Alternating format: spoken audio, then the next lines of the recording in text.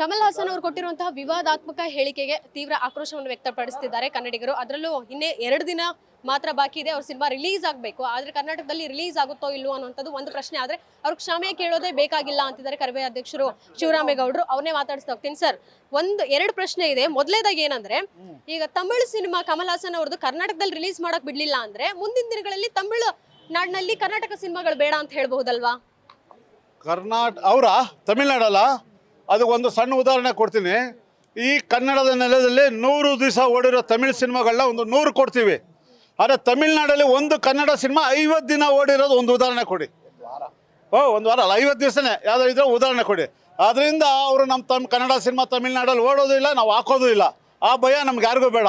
ಕರ್ನಾಟಕದಲ್ಲಿ ಕನ್ನಡದ ಋಣವನ್ನು ತೀರ್ಸೋಕ್ಕೆ ಯೋಗ್ಯತೆ ಇದ್ದರೆ ಕಮಲ್ ಹಾಸನ್ಗೆ, ಅವನ ಸಿನಿಮಾಗಳನ್ನ ನಾವು ಇಲ್ಲಿ 100 ದಿವಸಗಳ ಕಾಲ ಓಡಿಸಿದ್ವಿ. ಪ್ರತಿ ಸಿನಿಮಾವನ್ನೇ ಯಶಸ್ವಿಗೊಳಿಸಿದ್ದೀವಿ. ಅಲ್ಲಿ ಸಿನಿಮಾ ಉತ್ತೀರ್ಣ ಆಗದೆ ಇಲ್ಲಿ ನಾವು ಭಾಳ ಯಶಸ್ಸು ಮಾಡಿದ್ದೀವಿ. ಆ ನಿಟ್ಟಲ್ಲಿ ಆ ಭಯ ಕನ್ನಡಿಗರ ಆತಂಕ ಬೇಡ. ನಮ್ಮ ಸಿನಿಮಾ ಕರ್ನಾಟಕದಲ್ಲೇ ಮಾರ್ಕೆಟ್ ಸಿಗ್ತಿಲ್ಲ, 100ರಲ್ಲಿ 100 ಸಿನಿಮಾ ನೆಲ ಕಚ್ಚಿದೆ ಅಂತ ನಮ್ಮವರೇ ಬಡ್ಕೋತಾ ಇದ್ದಾರೆ. ಇನ್ನು ತಮಿಳ್ನಾಡಲ್ಲಿ ಕನ್ನಡ ಸಿನಿಮಾ ಓಡ್ತದ್ರ ಬಗ್ಗೆ ಯಾಕೆ ಯೋಚನೆ ಮಾಡ್ಬೇಕು ನಾವು?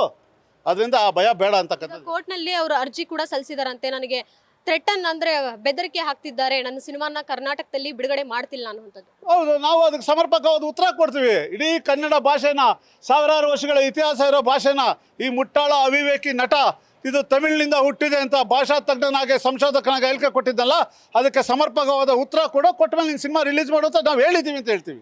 ಇನ್ನು ಸರ್, ಕೊನೆಯದಾಗಿ ಏನಂದ್ರೆ, ಮುಂದಿನ ದಿನಗಳಲ್ಲಿ ಈ ಸಿನಿಮಾ ರಿಲೀಸ್ ಆಗುತ್ತೆ, ಆದರೆ ಥಿಯೇಟ್ರಲ್ಲೇ ನೋಡ್ಬೇಕಂತೇನಿಲ್ಲ. ವೆಬ್ಸೈಟ್ ಇದಾವೆ, ಟೆಲಿಗ್ರಾಮ್ ಇರುತ್ತೆ, ಲೀಕ್ ಆಗುತ್ತೆ ಸಿನಿಮಾ. ಸೊ ಲೀಕ್ ಆದಮೇಲೆ ಅದ್ರ ಬಗ್ಗೆ ಯೂಟ್ಯೂಬರ್ಸ್ ರಿವ್ಯೂ ಕೊಟ್ಟರೆ ಏನು ಹೇಳ್ತೀರಾ ಅಂತ? ನನಗೆ ತಂತ್ರಜ್ಞಾನದ ಬಗ್ಗೆ ಅಷ್ಟು ಅರಿವಿಲ್ಲ.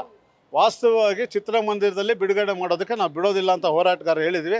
ಆ ಕೆಲಸ ಮಾಡ್ತೀವಿ. ಇವತ್ತಿನ ತಂತ್ರಜ್ಞಾನದ ಬಳಕೆ ಯಾವ ರೀತಿ ಅಂತಕ್ಕಂಥದಕ್ಕೆ ನಮ್ಮಲ್ಲಿರುವಂಥ ಕನ್ನಡಿಗರೇ ರಿವ್ಯೂ ಕೊಟ್ಟರೆ ಏನು ಮಾಡೋದು ಅಂತ ಗೊತ್ತಾದರೆ ಖಂಡಿತ ಅವ್ರ ವಿರುದ್ಧ ಇದೇ ನಮ್ಮ ಅಭಿಪ್ರಾಯನ ಮಂಡಿಸ್ತೀವಿ. ಕನ್ನಡದವರು ಅಷ್ಟು ಸ್ವಾಭಿಮಾನ ಏನು ಬಿಟ್ಟಿಲ್ಲ. ಕನ್ನಡದವರು ಎಲ್ರಿಗೂ ಅವ್ರವ್ರ ಭಾಷೆ ಮೇಲೆ, ನಮ್ಮ ಭಾಷೆ ಮೇಲೆ ನಮಗೆ ತುಂಬ ಪ್ರೀತಿ ಇದೆ. ಜನನೇ ತೀರ್ಮಾನ ಮಾಡ್ತಾರೆ. ಅದಾದಮೇಲೆ ಇನ್ನೊಂದು ಕ್ಯೂಬು UFOಗೆ ನಾವು ಬಾಂಬೆಯಿಂದ ಟೆಲಿಕಾಸ್ಟ್ ಮಾಡ್ತೀವಿ, ಹಂಗೆ ಬರುತ್ತೆ, ಆಲ್ರೆಡಿ ಥಿಯೇಟ್ರಿಂದ ಬಂದ್ಬಿಡುತ್ತೆ ಅಂತಾರಲ್ಲ, ಅದಕ್ಕೂ ಖಂಡಿತವಾಗಿ ಅವಕಾಶ ಕೊಡಲ್ಲ. ಕ್ಯೂಬ್ ಆಫೀಸ್ ಇಲ್ಲೇ ಇದೆ, ಅಣ್ಣವ್ರ ರೋಡಲ್ಲೇ, ರಾಜ್ಕುಮಾರ್ ರೋಡಲ್ಲೇ ಇದೆ.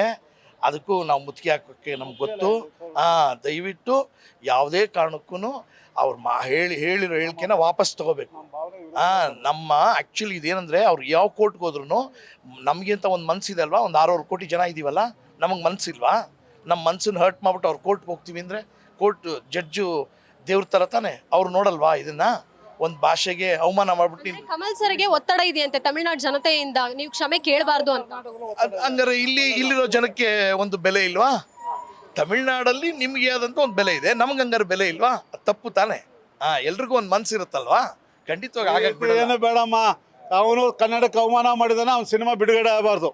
ಅವ್ನು ಕನ್ನಡಿಗರಿಗೆ ಸಮರ್ಪಕವಾಗಿ ಸಮಂಜಸವಾದಂಥ ಉತ್ತರ ಕೊಡೋವರೆಗೂ ಅವ್ನ ಸಿನಿಮಾ ಇಲ್ಲಿ ರಿಲೀಸ್ ಆಗಬಾರ್ದು. ಅಷ್ಟು ನಾವು ಸಹಕಾರ ಕೊಡಿ, ಸಾಕು ನಮಗೆ. Thank you sir. ಸೊ ಇದಿಷ್ಟು ಕರವೇ ಅಧ್ಯಕ್ಷರು ಶಿವರಾಮೇಗೌಡರು ಹಾಗೂ ನಿರ್ದೇಶಕ ರಮೇಶ್ ಅವರ ಪರ್ಸನ್ ಪೃಥ್ವಿ ಜೊತೆಗೆ ಕೀರ್ತಿ ಪಾಟೀಲ್. ಗ್ಯಾರಂಟಿ ನ್ಯೂಸ್, ಸುದ್ದಿ ಖಚಿತ, ನ್ಯಾಯ ನಿಶ್ಚಿತ.